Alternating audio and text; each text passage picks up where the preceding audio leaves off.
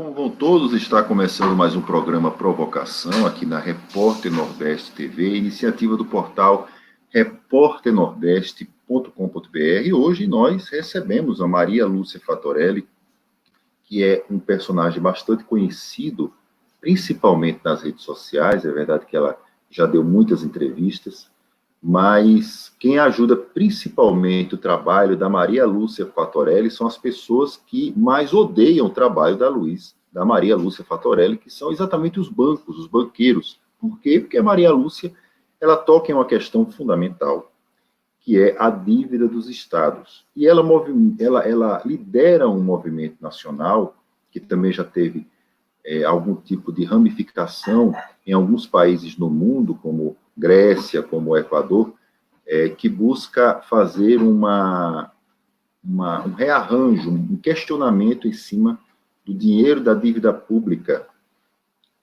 dos estados. E, professora, eu não sei se a senhora gosta de ser chamada de professora, se a senhora não gostar, a senhora me corrige, mas eu queria exatamente tentar explorar com a senhora uma matemática curiosa que existe, principalmente nos governos atualmente. Eu me lembro que o Fernando Henrique Cardoso, quando era presidente da República, o staff do governo, ele defendia a necessidade de privatização das empresas públicas para poder diminuir o tamanho do Estado em cima desses setores, enfim, mais ou menos seguindo aquela ideia do Milton Friedman, enfim, e tentando convencer a população da necessidade de dizer, olha, a empresa pública é grande demais, a gente privatiza, o dinheiro vai para a saúde, vai para a educação, vai para a assistência social, vai para, enfim, para todos os setores.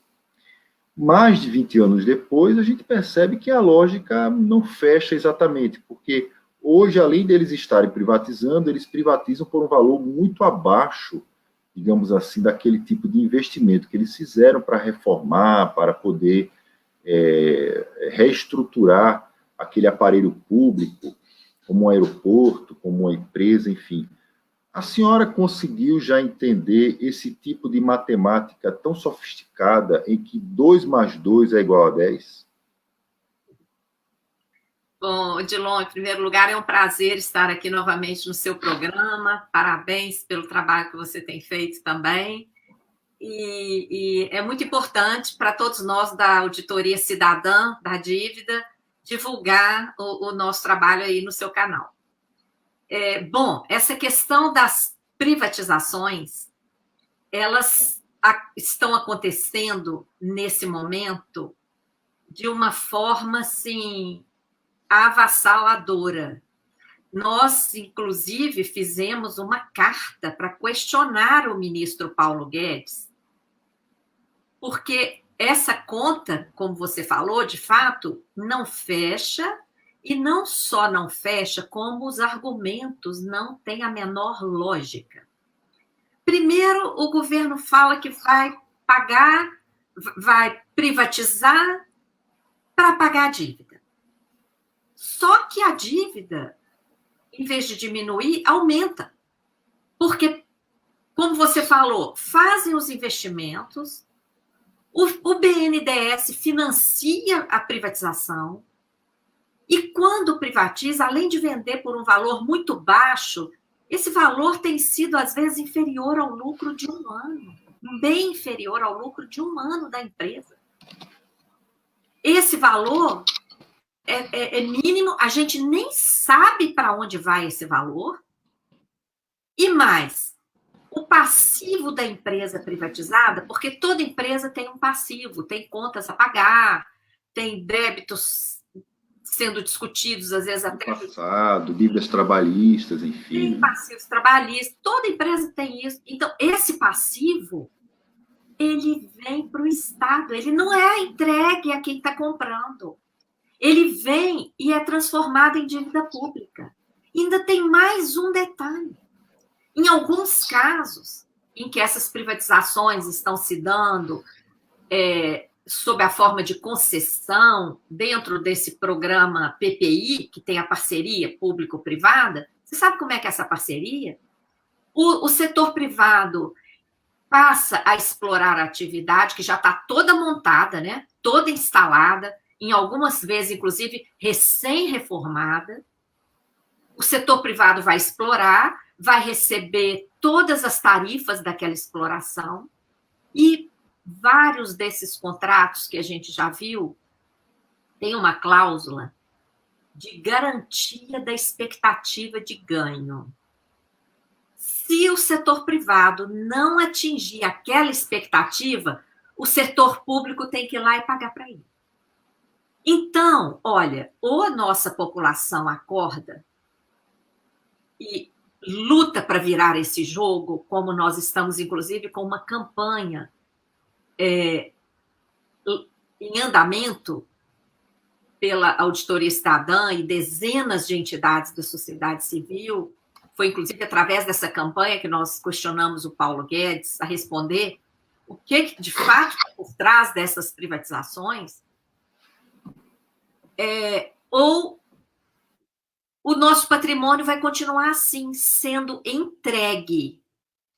Porque o Estado até poderia, né, Odilon, decidir que o Estado não vai atuar em determinado setor, mas ele tem que ter responsabilidade com aquele patrimônio público que foi construído com muito sacrifício por gerações. Não pode simplesmente rifar.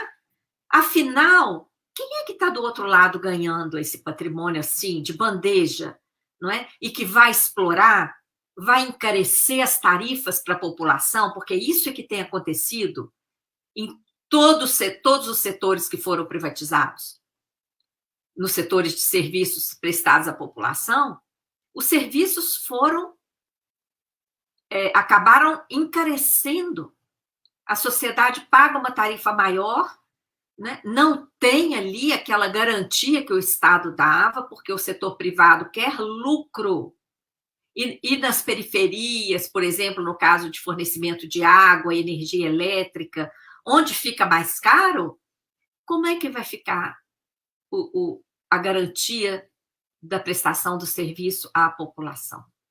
Então, está havendo assim um descaso com o patrimônio público, e isso está diretamente ligado à questão da dívida, porque a justificativa para privatizar é pagar essa dívida que a gente vem questionando, né? Porque ela vem sendo formada num processo de acúmulo de ilegalidades e ilegitimidades, tanto a dívida dos estados como a dívida federal.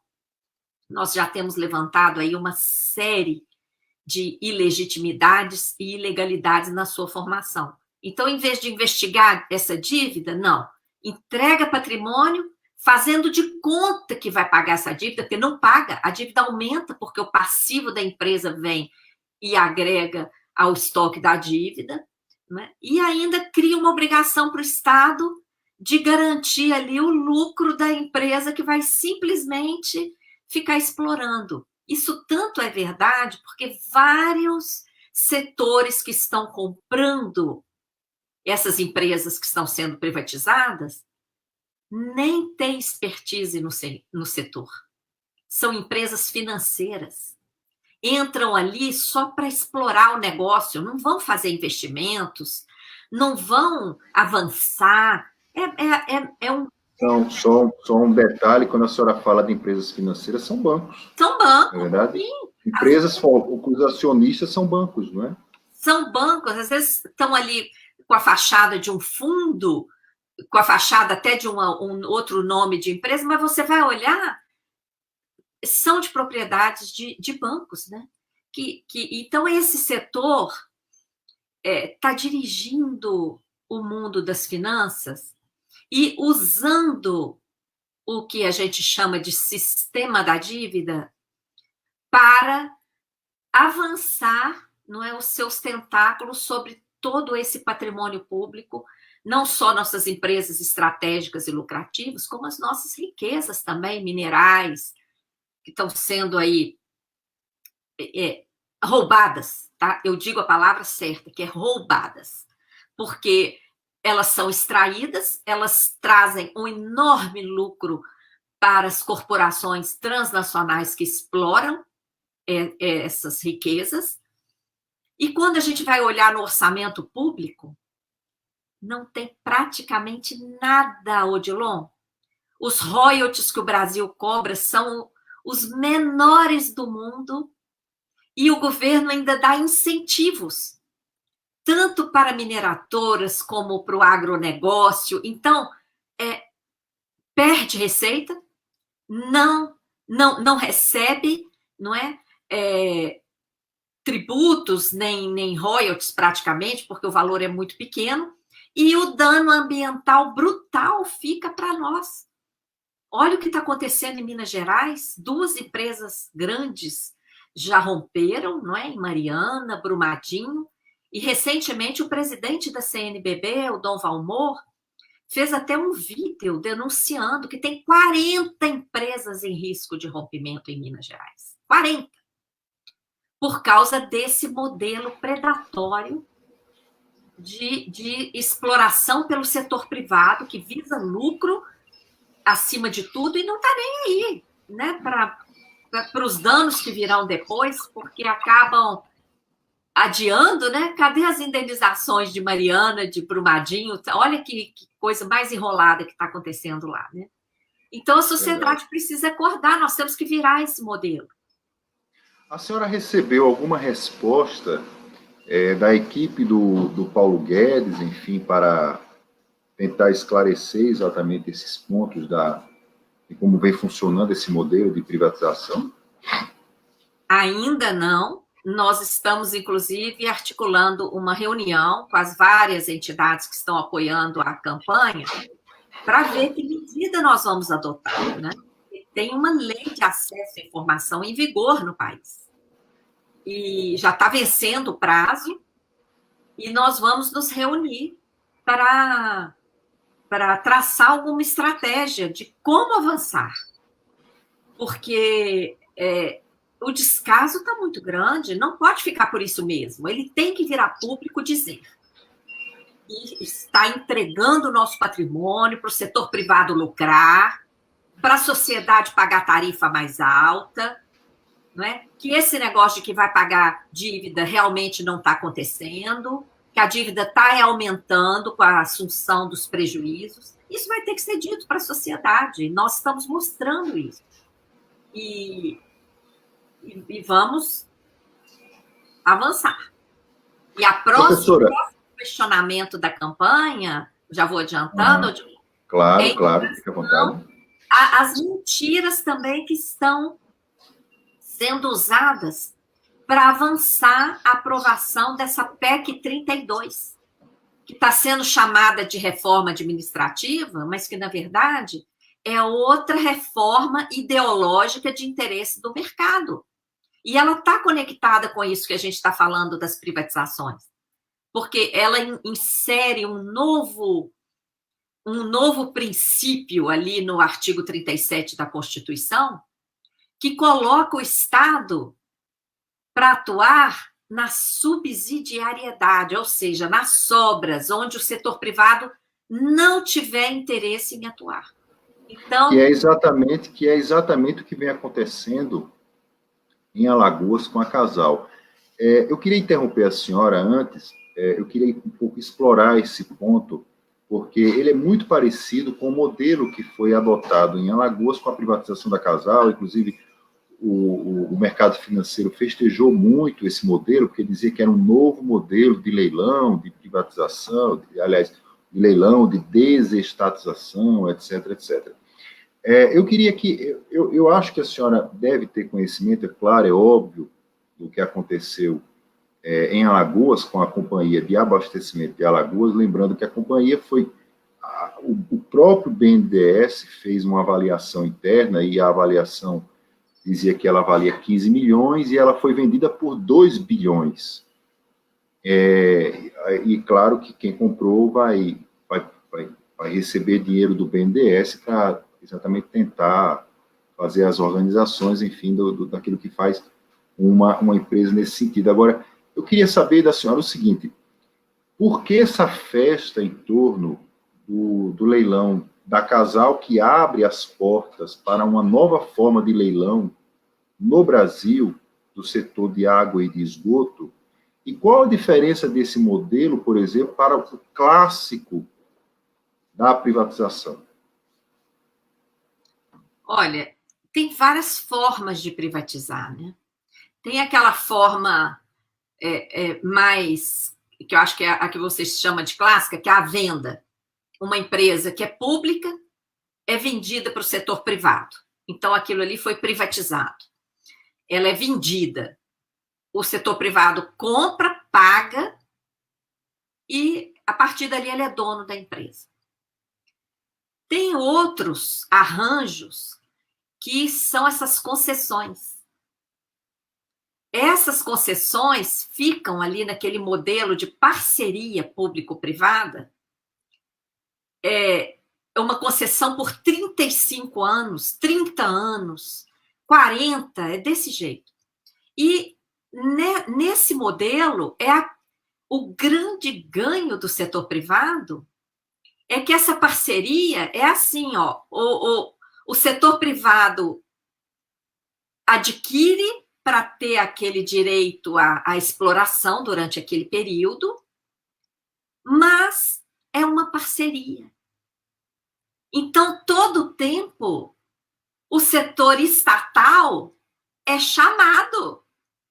É chamado para quê? Para garantir a expectativa de lucro do setor privado, para fazer os grandes investimentos, porque o setor privado não faz. Ainda mais, olha quem comprou aí. Não foi um fundo financeiro? Esse fundo financeiro entende o quê de fornecimento de água? É um fundo financeiro que visa ganhar com especulação financeira. Ele fez um negócio. Ele não está interessado em fazer um investimento para melhorar o abastecimento de água para a população. Ele vai usar a estrutura que está aí, vai lucrar o máximo possível em cima da população. E os investimentos nessa parceria vão ser exigidos do Estado. Porque a população vai cobrar de quem? A população vai cobrar do prefeito, do candidato, ou vai cobrar de um fundo que está lá no Canadá? Então, por isso que o mercado está festejando tanto, Odilon. Porque é uma coisa vergonhosa. É vergonhosa. E eu conclamo as entidades aí da sociedade civil de Alagoas para organizar um questionamento jurídico disso. Porque nós temos que reagir, nós não podemos ficar simplesmente... Eles organizaram, os sindicatos, eles organizaram esse questionamento, eles até conseguiram uma liminar com a desembargadora Elizabeth Carvalho Nascimento, mas horas depois o presidente do tribunal, desembargador Tutimés Ayran, ele derrubou exatamente essa liminar, o que fez com que o leilão pudesse acontecer. Agora, veja só, professora, vamos lá. Se a gente observar, pelo menos assim na matemática, o dinheiro que a Alagoas recebeu, os 2 bilhões de reais, foi um bom negócio. Porque se a região metropolitana ela foi leiloada e as sobras elas serão administradas pelo governo, ou seja, pelo setor público, que são as sobras, aquilo que não interessa para o setor financeiro, etc. Então, se você investisse 2 bilhões de reais nesse tipo de situação, não seria, em tese ou teoricamente, não seria um ótimo negócio? Aí que tá, né? Cadê esses 2 bilhões? O Estado está dando transparência do ingresso desse dinheiro? O Estado falou que recebeu esses 2 bilhões e onde que vai ser empregado esse dinheiro? Aí que tá. Porque se o Estado usar esses 2 bilhões para investir, a gente ainda vai encontrar alguma justificativa nesse negócio. Agora, tem que ter essa transparência, né? Em relação a isso também, pode ser preparado um requerimento de informações. Porque o que eu quero colocar aqui é que a participação da cidadania é que vai mudar o modelo.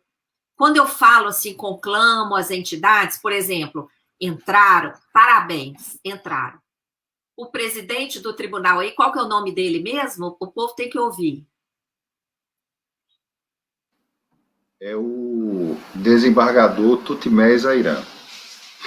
Tutimés Airã.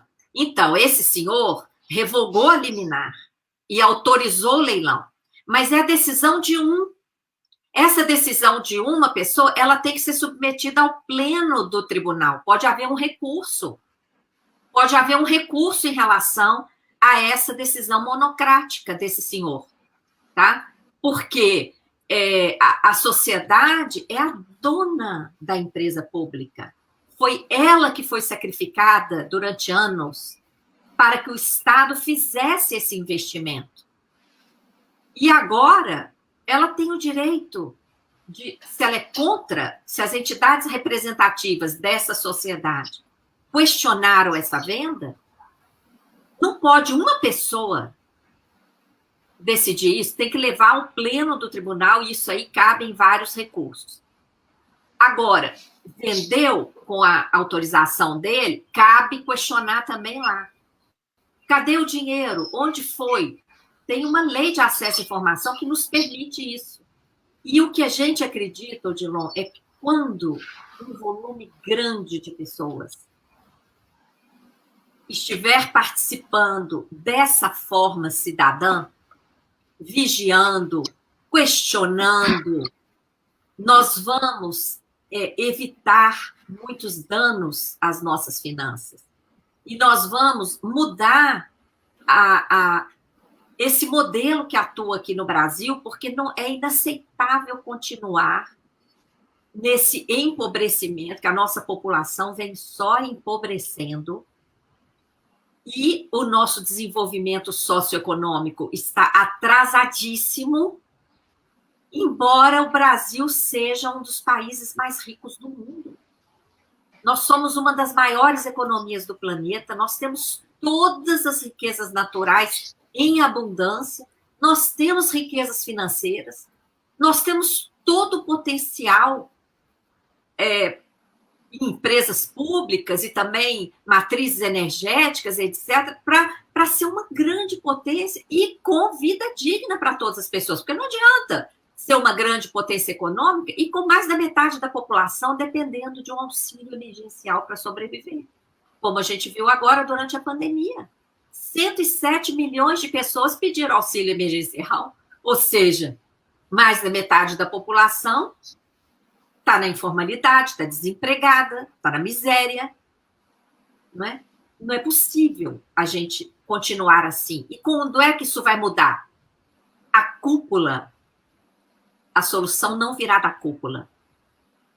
Haja vista essa decisão monocrática aí, não é? E que minimamente não respeitou a vontade popular. Teria que ter aberto o debate. Teria que... Por que essa urgência em rifar a empresa? Que, aliás, lucrativa, né, Odilon?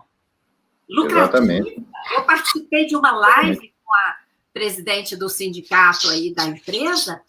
Com a Daphne. Com a empresa altamente lucrativa. Qual é a pressa de rifar?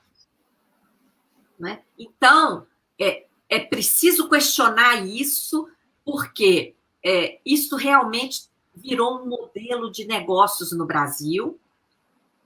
Essa PPI está conectada com essa empresa que faz o processo de securitização de créditos, que desvia os recursos arrecadados de tributos, ou seja, a população paga o tributo do mesmo jeito no banco e o dinheiro não chega aos cofres públicos. Então, esse emaranhado aí, ele tem que ser de domínio popular para que possamos traçar ações conjuntas e denunciar isso e ir ganhando mais e mais pessoas para reforçar essa atuação cidadã.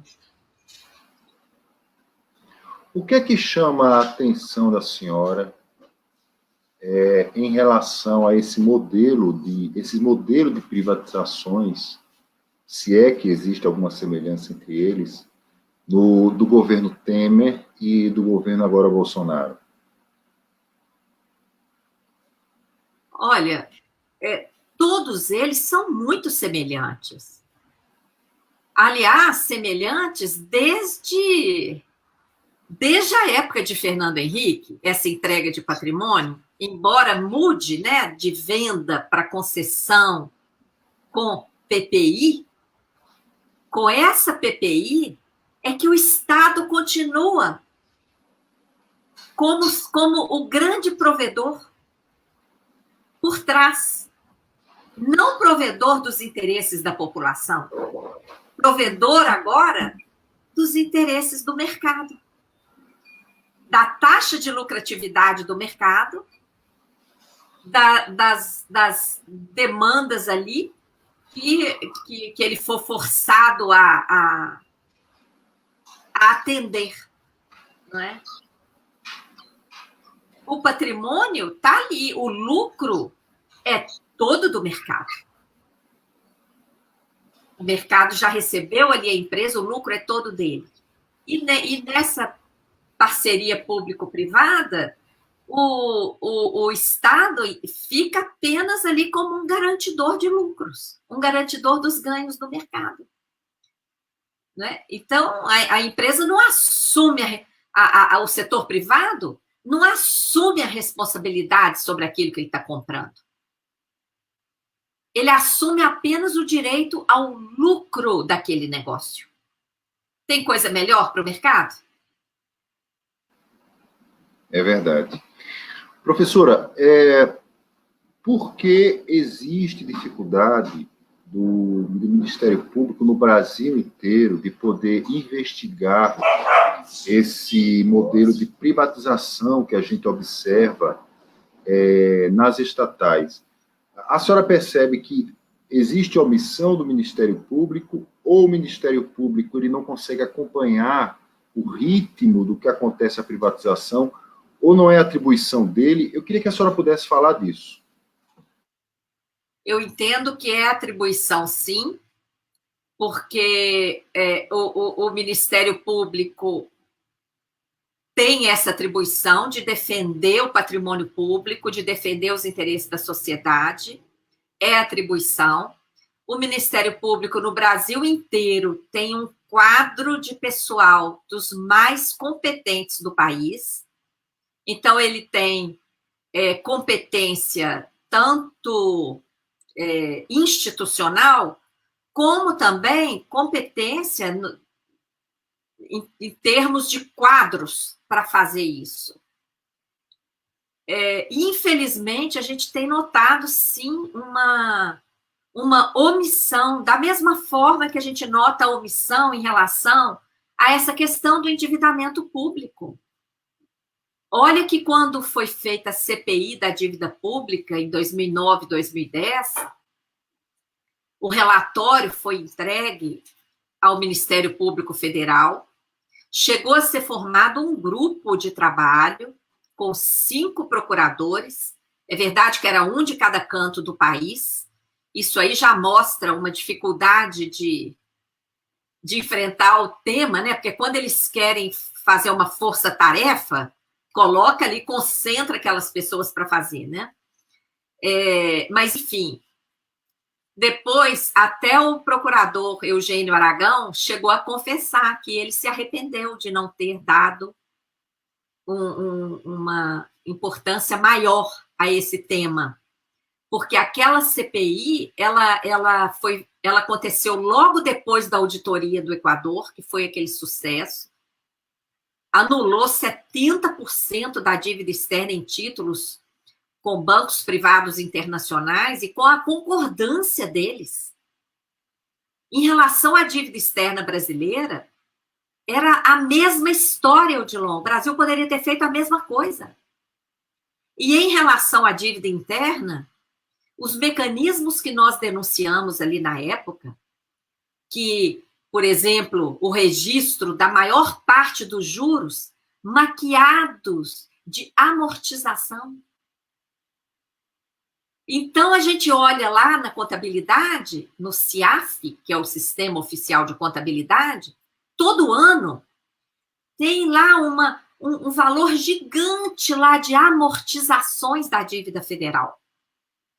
Se a gente tivesse, de fato, amortizando, o que aconteceria com o estoque da dívida? O estoque reduziria, porque você está amortizando, você está pagando um pedaço. Mas não, o que acontece? Tem aquela amortização gigante e o estoque aumenta. Aumenta porque não estamos amortizando. Estamos emitindo títulos, aí por isso que o estoque aumenta. Emitiu o título, o estoque sobe. E usou esses títulos para pagar juros e não amortização. Então, o estoque fica lá em cima. E a dívida, e isso é inconstitucional. Nós acusamos isso lá em 2010, isso foi entregue ao Ministério Público. O que foi feito nesses 10 anos? Nada. Se o Ministério Público tivesse olhado isso, aquela crise de 2015, fabricada pela política monetária do Banco Central, poderia ter sido evitada. Porque a outra coisa que a gente denuncia é essa remuneração da sobra de caixa dos bancos. Aquela crise de 2015 poderia ter sido evitada, mas ela foi fabricada com uma intenção muito clara. Isso está claro, porque os bancos lucraram muito com a fabricação daquela crise. E estão lucrando mais ainda com as medidas adotadas para contornar essa crise, que foi a reforma trabalhista, da Previdência, agora administrativa, as privatizações, o arroxo para os estados, porque por causa da crise veio aí a lei complementar 56 e remeteu a questão do arroxo, do ajuste fiscal para os estados, né, impondo essas reformas, as privatizações. Então, eu dou esse exemplo para mostrar que está tudo muito interligado, que o modelo é um só. Porque eu sinto, Odilon, vê se você concorda comigo, que as pessoas, às vezes, entendem as coisas de formas fracionadas, como se privatização fosse uma coisa para lá, ataques aos servidores públicos com reforma da Previdência administrativa fosse outra coisa, e não é. Política monetária do Banco Central, outra coisa, não é. É tudo parte muito bem articulada de um modelo cujo resultado tem sido danoso para a sociedade, porque a gente está empobrecendo, está com o nosso desenvolvimento socioeconômico atrasado, etc. Mas ele tem sido altamente lucrativo para o setor financeiro, né? Que está aí tomando conta do país. Professora, não sei se a senhora leu o livro Privataria Tucana. Agora eu esqueci o nome do jornalista. E a senhora fala alguns elementos que estão... Né? Eu agora esqueci o nome dele. Parece que há pouco tempo até ele foi contratado para o UOL.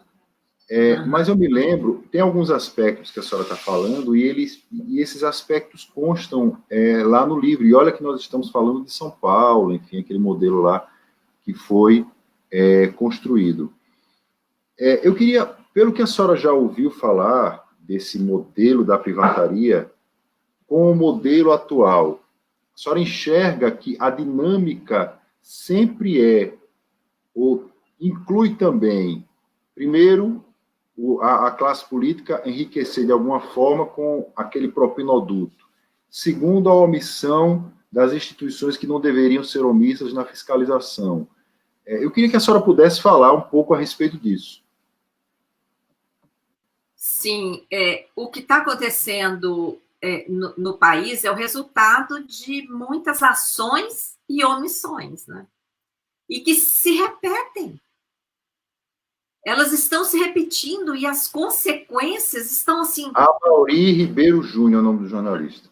Isso, Amaury Ribeiro Júnior. Ele Esse livro, ele inclusive coloca vários documentos, né, das privatizações na época. Houve, inclusive, ações judiciais, Amaury. Tem ações contra a Vale do Rio Doce, contra a privatização da Vale do Rio Doce, que estão há mais de 20 anos para serem julgadas no Supremo. Então, essas ações, por um lado, não é, atitudes de governantes que colocam esses projetos para serem privatizados, esses bens para serem privatizados, e omissões dos órgãos de controle, do próprio judiciário, que não julga quando deveria, não é? Julgar, e julga às pressas, como essa liminar aí que você citou. Olha, por isso é que eu fico repetindo, sabe? A solução não virá de cima, não virá da cúpula. A solução virá da base da sociedade consciente. Nós temos que reorganizar a sociedade de baixo para cima, com muito conhecimento, com muita conscientização. Porque, agora, não podemos também abrir mão de cobrar, né? Estamos cobrando. Agora mesmo, olha só como é que são as coisas, né? O Congresso aprovou aquela emenda constitucional 106, que dá poderes ao Banco Central de comprar papel podre dos bancos aos trilhões. Usaram aí do oportunismo da pandemia, colocaram isso lá para o Banco Central comprar trilhões de papel podre dos bancos. A correria para aprovar foi tanta que o texto aprovado na Câmara ficou diferente do texto aprovado no Senado. Isso gerou uma ação de inconstitucionalidade apresentada pelo Partido Cidadania. Nós vimos aquilo ali, nós da Auditoria Cidadã lutamos muito durante a tramitação da PEC 10, que resultou na emenda 106, denunciamos, fizemos várias notas públicas, notas técnicas públicas, alertas, artigos, lives, etc., mas a atrapalhada foi aprovada. Quando nós vimos a ação de inconstitucionalidade, fomos atrás de advogados que colaboram conosco e entramos com pedido de amigos curiae. Pedimos para ser aceitos como amigos da corte, porque temos interesse nesse processo. Até hoje, o Supremo não analisou o nosso pedido. Mas a Confederação de Bancos também entrou com esse pedido de amigos curiae.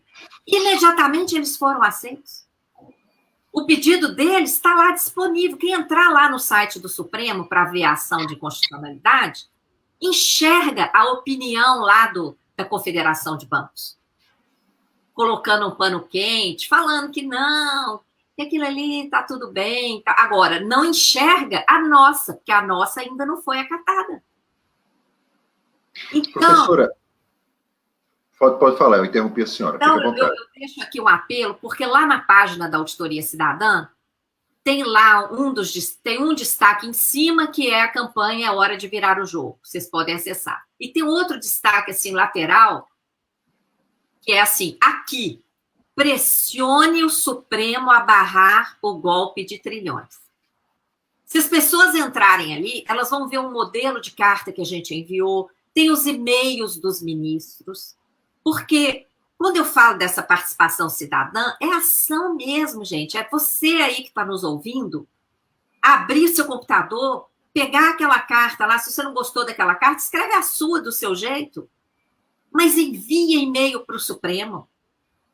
Porque esse tipo de atitude, se ele começar a se multiplicar, nós vamos criando uma consciência e vamos também criando um constrangimento nas autoridades, para que elas atuem.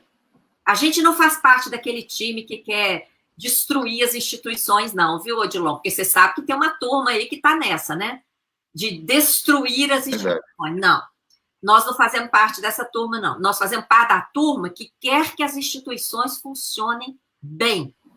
Funcionem para o Brasil, para o bem comum, para o bem da sociedade, e não apenas atendendo aos interesses do mercado, como a gente tem visto aí o Banco Central funcionar como uma correia de transmissão de dinheiro público para os bancos, e outros órgãos aí que só atendem aos interesses, apelos do mercado. Aí não dá, né? Professora, nesse corpo a corpo que vocês ficam tendo no Congresso, enfim, nós estamos em época de eleição, é um momento muito propício, porque a classe política brasileira ela retira a cera dos ouvidos e começa a escutar melhor a demanda da sociedade. Vocês têm tido uma aproximação maior com as ideias que vocês têm? Com quais partidos, ou existem políticos nos estados que vocês têm mais aproximação? Eu queria que a senhora pudesse, por exemplo, citar o nome desses políticos, enfim. Fala um pouco a respeito dessa parte. Olha, é muito disperso. E é muito interessante porque em todos os partidos surgem apoios, surgem parlamentares interessados que nos chamam para explicar melhor, porque eles querem questionar essa questão aí. Tá? Ano passado, por exemplo, 2019, eu participei de uma audiência pública no Senado a convite de partidos considerados de direita, porque parlamentares viram a importância desse tema para o nosso desenvolvimento socioeconômico. É verdade que esses que me convidaram depois me falaram: você não imagina quanta pressão nós recebemos para te desconvidar. Tá? Então, nós estamos tratando de um tema central. E vou te falar, em todos os partidos, todos, tem pessoas interessadas em fazer o bem para o país. E em todos os partidos, tem pessoas vinculadas a interesses de mercado. Sem exceção. Tá? Como o nome já diz, partido é partido. É tudo partido. Tem as linhas. Haja vista que durante o governo federal, em que o Lula foi presidente, quem era o presidente do Banco Central? Uma pessoa que não tinha nada a ver com o PT, uma pessoa do PSDB, inclusive, que disputou a eleição com o Lula. E um presidente de banco, um banqueiro. Então, todos os partidos têm essa linha e o mercado, ele pressiona muito. Haja vista que senadores me confessaram que foram pressionados para me desconvidar, tá? Para essa audiência pública, que, aliás, vale a pena vocês assistirem. É uma audiência pública que aconteceu no Senado ano passado. Nessa audiência pública, o Tribunal de Contas da União confessou que a dívida federal interna não tem contrapartida em investimentos ao país. O Tribunal de Contas falou o que a gente tem denunciado, quer dizer, essa dívida é uma dívida de mecanismos financeiros operados principalmente pelo Banco Central, mas pelo Tesouro Nacional também, tá? Que a dívida cresce e o dinheiro não entra para o orçamento. A dívida cresce, os juros vai incidir sobre esse novo patamar. E esse dinheiro desse crescimento já vazou para o mercado, remunerando sobra de caixa dos bancos. pagando juro maquiado de amortização e uma série de outras coisas. Então, esse funcionamento aí dos partidos faz com que tenhamos apoios dispersos, tá? Em quase todos os partidos. Quando a gente estava, inclusive, no Congresso, lá, lutando contra a questão da securitização, projeto de lei 459, um deputado do PSDB gravou até um videozinho com a gente. Falou, olha, eu quero dizer aqui que eu sou contra esse mecanismo, eu sou PSDB, ele falou, sabe? Por quê? O projeto é de autoria do Serra, que é do PSDB. Você sabe como é que funcionam essas questões dentro de partido. É óbvio. Então, assim, agora, são apoios dispersos, tá? Nos vários partidos. E eu vou te falar, ali no Congresso, esse tema, com essas bancadas do jeito que estão divididas, não vejo uma possibilidade de avançar por ali, não. Ali nós vamos só pressionar. O que eu acredito que vai avançar e mudar é a pressão grande vindo da base da sociedade. Tá? Agora, por exemplo, em campanha eleitoral, nos municípios, nós preparamos uma carta aberta para a página em destaque da Auditoria Cidadã. As pessoas podem questionar seus candidatos, porque o candidato que não souber desse problema do sistema da dívida, ele não está preparado. Tá?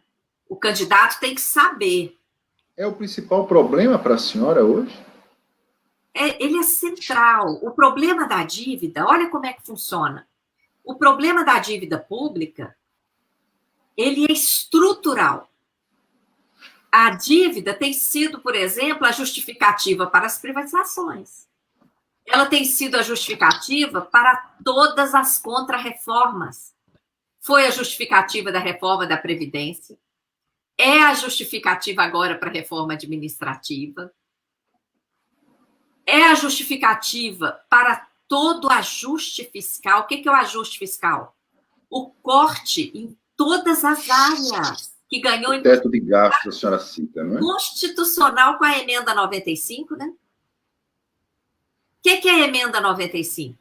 Ela colocou na Constituição ajuste fiscal, porque ela congelou todos os investimentos sociais, todos os investimentos na estrutura do Estado, e deixou fora os gastos com a dívida e os gastos com essas empresas criadas para operar a securitização. Também ficou fora do teto. Então, Odilon, até o Congresso, ele só vai atuar mesmo nesse tema se tiver pressão social. Então, fundamental vai ser essa pressão e essa compreensão, né, da centralidade do tema da dívida. Quem não estiver falando nisso, está fora, está despreparado. Professora, eu antes de encerrar essa nossa live, eu não queria deixar de perguntar. A senhora falou que o Brasil é um país rico, que o Brasil é uma das maiores economias do mundo, ou seja, há dinheiro para poder se investir no país, nos brasileiros, no caso, teoricamente, segundo o ponto de vista que a senhora levantou. Hoje o governo Bolsonaro ele vem falando a respeito de uma renda básica para os cidadãos. Primeiro renda cidadã, agora renda Brasil, enfim, sempre com a ideia de substituir o Bolsa Família, porque tem a cara do PT, etc, etc. Mas essa é outra questão. A pergunta que eu faço à senhora é o seguinte: o governo procura dinheiro hoje para poder financiar esse programa de renda. Mas o dinheiro não está na frente dele? Qual é o problema de enfrentar isso? Olha, dinheiro tem de sobra. Nós temos mantido há mais de 4 anos, há mais de 5 anos, Em 2014, nós já tínhamos mais de 4 trilhões em caixa. Então, já são mais de 6 anos. Mais de 1 trilhão na conta única do Tesouro Nacional. Dinheiro parado lá. Que dinheiro é esse? Dinheiro de emissão excessiva de títulos. Por exemplo, quando o mercado quer título, como quis lá em 2014, 2015, quando estava fabricando a crise, e o juro estava 14,25%, o mercado quer título, me dá título a 14,25%. O que o Tesouro Nacional fez? Emitiu centenas de bilhões de títulos e vendeu para o mercado. Só que nem precisava desse dinheiro, aí o dinheiro fica estocado lá na conta única do Tesouro. Ou dinheiro de excesso de arrecadação que não pode ser gasta por causa da PEC do teto. Dinheiro que os estados pagam para a União das suas dívidas. Vai ficando tudo lá na conta única do Tesouro. Essa conta já teve quase 1,5 trilhão, agora tem pouco mais de 1 trilhão lá. No caixa do Banco Central, remunerando diariamente a sobra de caixa dos bancos, tem 1,6 trilhão. Em reservas internacionais, ou seja, na gaveta lá fora, parado, tem quase 2 trilhões convertendo pelo dólar atual. Então, dinheiro em caixa nós temos. Aí o governo pode dizer assim, não, mas eu preciso de uma fonte que tenha fluxo, porque esse pagamento vai ser um pagamento contínuo. Odilon, o governo poderia dar uma renda básica 6 vezes maior do que o Bolsa Família, apenas parando de remunerar diariamente a sobra de caixa dos bancos. Ou seja, em média de R$ 1.000 por mês. Ou mais. Porque a gente gasta centenas de bilhões para remunerar a sobra de caixa dos bancos. E o dinheiro sai do Tesouro. Você sabe como é que funciona? O Tesouro emite títulos da dívida e dá para o Banco Central. O Banco Central não paga por esses títulos. Além do Tesouro Nacional doar esses títulos para o Banco Central, o Tesouro paga juros ao Banco Central sobre esses títulos. E o que o Banco Central faz com esses títulos que ele ganha de presente e esses juros que ele recebe sobre esses títulos? Ele usa para remunerar a sobra de caixa dos bancos. Uma despesa parasita, porque o dinheiro nem é dos bancos, Odilon.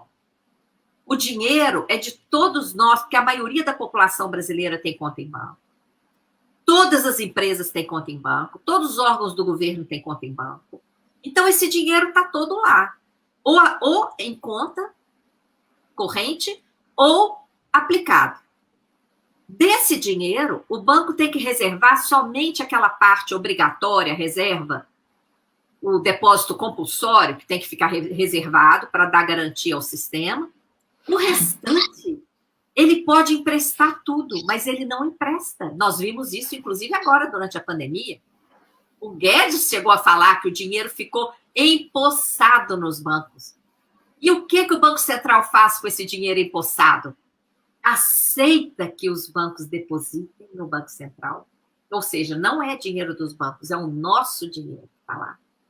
Deposita no Banco Central e, como não há previsão legal para remunerar isso, o Banco Central entrega título para os bancos e, já que os bancos estão de posse dos títulos, eles recebem a remuneração diária. Então, o Tesouro dá o juro para o Banco Central paga para os bancos. Se parar com isso, dá para garantir uma renda mínima, uma renda básica de cidadania de R$ 1.000 para quem precisa, do valor de um salário mínimo, aliás, que não deveria ter nenhum mínimo, né? Inferior ao salário mínimo, né? Não deveria. Isso é o mínimo que a senhora está falando, né? O mínimo, no mínimo, o salário mínimo, E, de quebra, no lucro, essa operação vai ser muito boa para a economia brasileira. Porque o que acontece enquanto essa moeda, 1 trilhão e 600 bilhões, ficam esterilizados lá no Banco Central? Além de sangrar o orçamento com o pagamento diário de juros aos bancos, que é uma despesa que vai deixar de acontecer, e o orçamento pode ser aplicado, por exemplo, numa renda básica ou em outros investimentos, além desse benefício. Odilon, o que você acha que vai acontecer se o Banco Central parar de remunerar essa bolada para os bancos? Eles vão continuar cobrando essa taxa de juro de mercado abusiva, usurária, que é cobrada aqui no Brasil?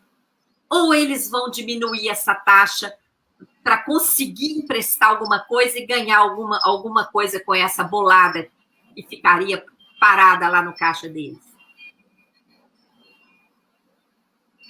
É claro que eles iriam reduzir os juros. Eles não iam querer ficar com esse dinheiro parado, sem render nada. E qual seria o benefício para a nossa economia como um todo se as taxas de juros de mercado no Brasil caírem? Acabou a crise. Quantas empresas quebraram porque o juro foi alto demais e elas não deram conta de pagar?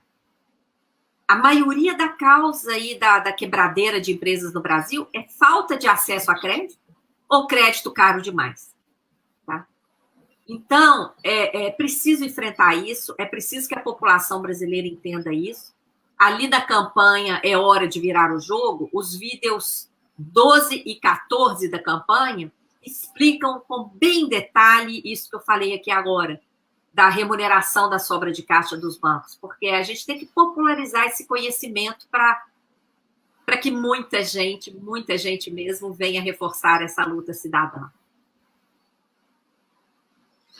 Professora Maria Lúcia Fatorelli, professora, muitíssimo grato por ter aberto um espaço na sua agenda, que é muito disputada, para poder participar dessa entrevista conosco. E até a próxima. Odilon, eu te agradeço profundamente, viu, por esse espaço, por divulgar nossa luta. E coloque aí, quando você puder, o link da campanha É Hora de Virar o Jogo, para as entidades locais se inscreverem para participar também, para a gente ir engrossando essa fileira de luta aí por um Brasil engrossando o couro para virar o jogo, tá? Contamos com você. Bem-vindo, então, ao time dos panfletários. Até a próxima, professora. Muito grato. Como dizia o nosso querido Darcy Ribeiro, Deus me livre de estar do lado daqueles que nos venceram, né? Seguimos na luta. É verdade. Brasil justo, ético, com vida digna para todos e todas. Muitíssimo grato, professora. Forte abraço.